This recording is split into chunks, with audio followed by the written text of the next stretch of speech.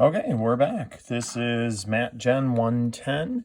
This is the review, and we're doing the second part of the review. So, review 2, chapters 3 and 4. We've already did part 1. Here comes part 2. All right, we got a little C3PO here to help me align the paper correctly without too much screwing around. And we can zoom in just a little bit. All right.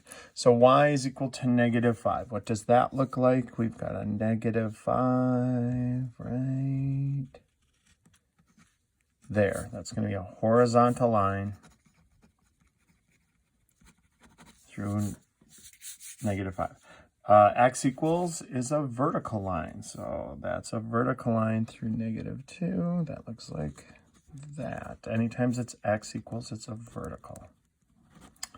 Graph that starts at 0, 3. So there's my starting point on the y-axis, and it's got a slope of -3. So a slope of -3 means down 3, and then to the right 1. So from this point, I go down 1, 2, 3, and then to the right 1. 2 points determine a line, and there is my line. Don't forget to put the arrows on the ends. All right. So number 15, they want me to find the slope given the 2 points. So we're going to use this equation. That's the change in y over the change in x.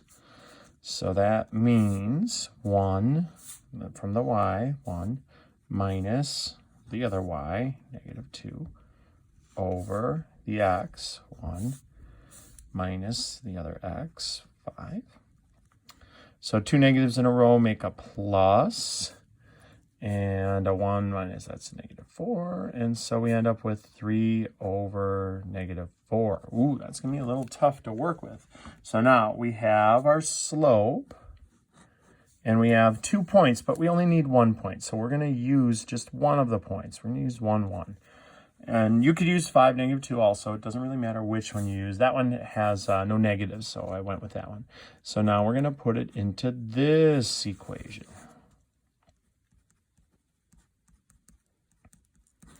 And so again, we'll switch colors. The slope is -3/4. The y1 is 1, and the x1 is 1. And so now we got this. Y minus 1 equals -3/4 x plus 3/4.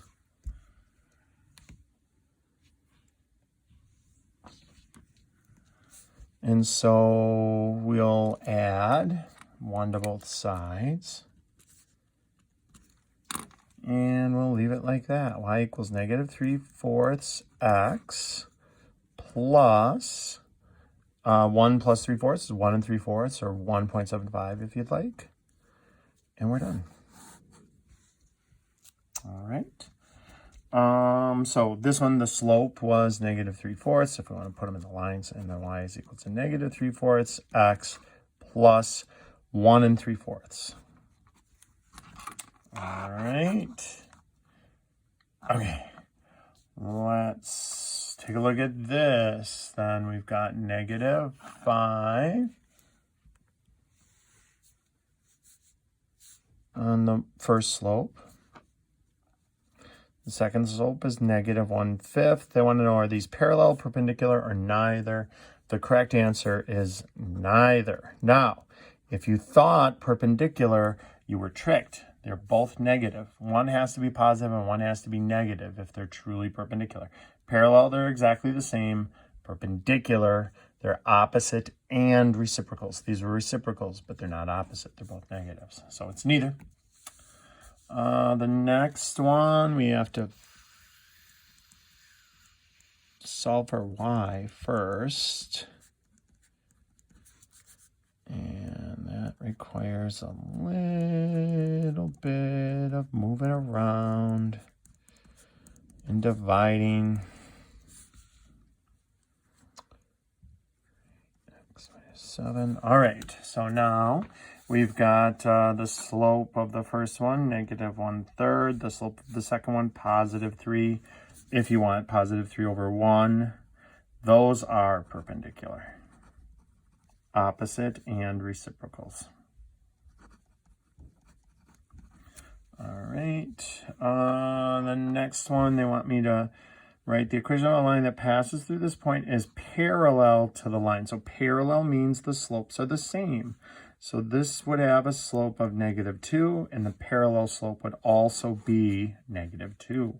So we have our slope, we have our point. We're going to put it in y minus y1 equals slope times x minus x1. Put it in there. So y, minus what? Equals x minus what? So that is going to be a 1, that is going to be a -2, and that is going to be a -1. And so we got this, y minus 1 equals -2 times x plus 1. We do the distributive property. And we've got y minus 1 equals -2x minus 2. And then we add 1 to both sides. Y equals -2x minus 1. All right, on to the next page. Determine if 7, 1 is a solution. So this, you put 7 in for x and 1 in for y. We put 7 in for x and 1 in for y. And it's got to check out in both of them. It's got to work in both of them. So 5 times 7 minus 2 times 1 is 35 minus 2, which is 33. So this one works because that's what they gave us, 33. -14 plus 3 is -11. So this one also works because that's what they gave us. So that is yes. The answer is determine whether the pair is a solution. Yes, it is a solution. This one is easy peasy. It's just wanting to know where those 2 points cross. So it crosses at 2, 1. So that's just looking at the graph and figuring out they cross at that spot. Okay. Okay. Next page.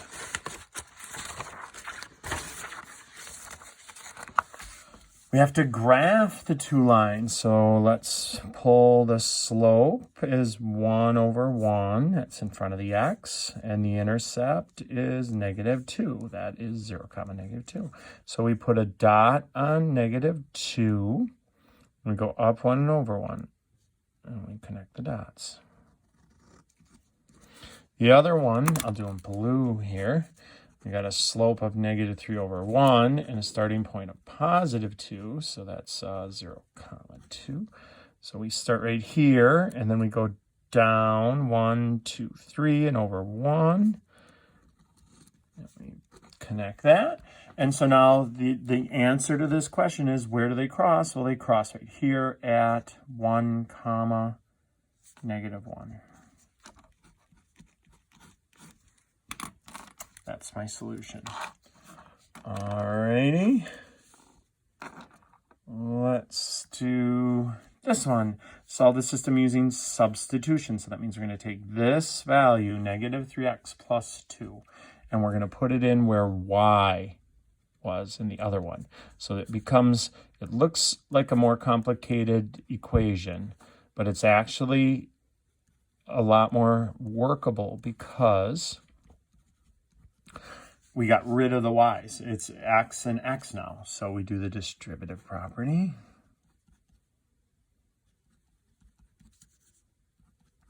We combine like terms.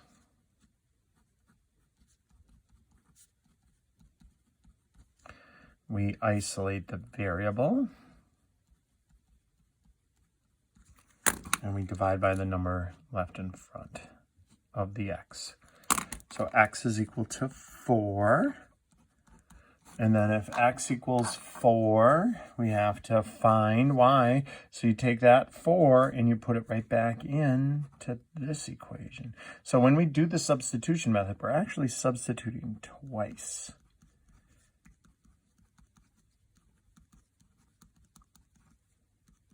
So 4, -10. Next one, use the addition method. All right, so the addition method means we want to add straight down, but wait, something is wrong. You got this on the wrong side.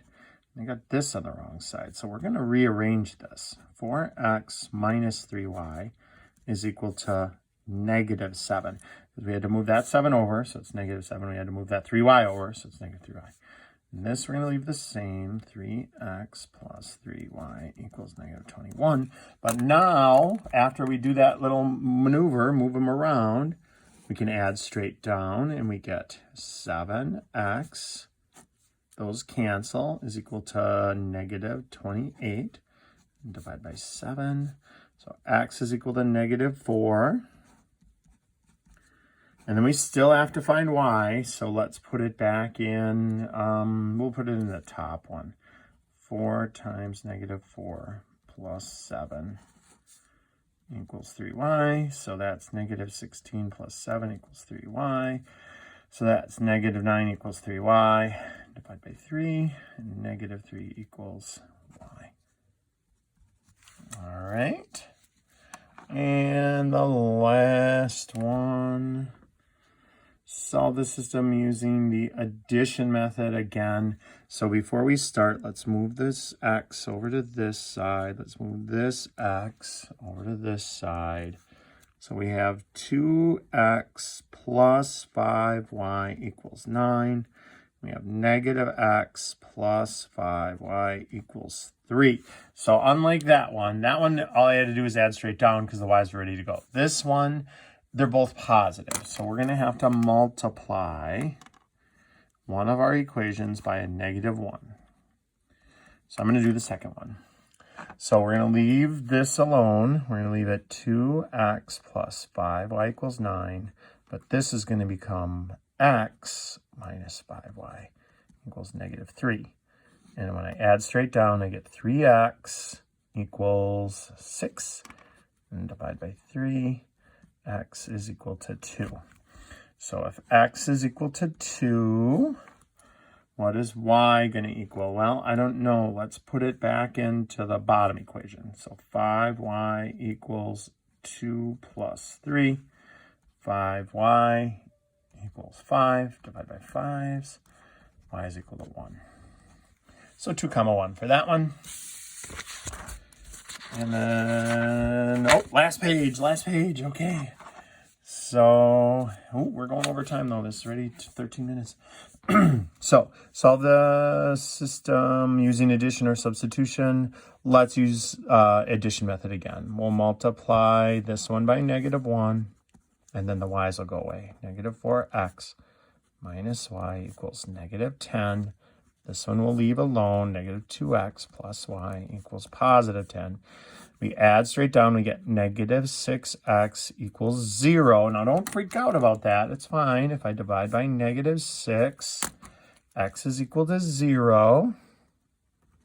And then I put 0 back in to the bottom one. Negative 2 times 0 plus y equals 10. So then y is equal to 10. So 0 comma 10 for that one.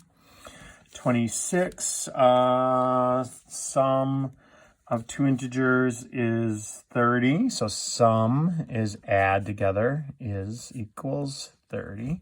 4 times the smaller plus twice the larger. 4x plus 2y is 72. And now solve. All right, so let's multiply, let's get rid of the y's. Let's multiply this by negative 2. So that'll get rid of our y's. We have negative 2x minus 2y equals negative 60. This one we're going to leave alone. 4x plus 2y equals 72. We're going to add straight down. Those y's are going to go away. 2x is equal to 12. Divide by 2. X is equal to 6. Put 6 back in. 6 plus y equals 30. And put it back into that first equation. And then get rid of the 6. Y is equal to 24. So our two solutions, the smaller number is 6 and the larger number is 24. All right. And the last one, Hootie bought eight CDs, 5 Blu-rays, spent $150. So 8 CDs plus 5 Blu-rays. So I'm using C and B for CDs and Blu-rays equals 150. From the same rack, Tom bought 2 Blu-rays, 4 CDs. 4 CDs, 2 Blu-rays, and spent $68. Okay, cool. So those are our 2 equations. Now, let's get rid of the C's. Let's get rid of the C's. We can multiply this by -2, because -2 times 4 is -8. And then when I add it to +8, it'll make it go away. So that's where the 2 came from. So this one I leave alone. This one I multiply everything by -2. Including this. So what is that? 136, -136. And so when I add straight down, ooh, this is going to work nicely. That's going to go away. I'm going to get 1B is equal to 14. So the Blu-rays were $14 each. And then if I put that back into the bottom equation, we got 4C plus 2 times 14 is equal to 68. So 4C plus 28 equals 68. And I move the 28 over. And 4C is equal to 40. And then divide by 4, divide by 4. And C is equal to 10. So $10 CDs. And that concludes review 2, part 1 and part 2.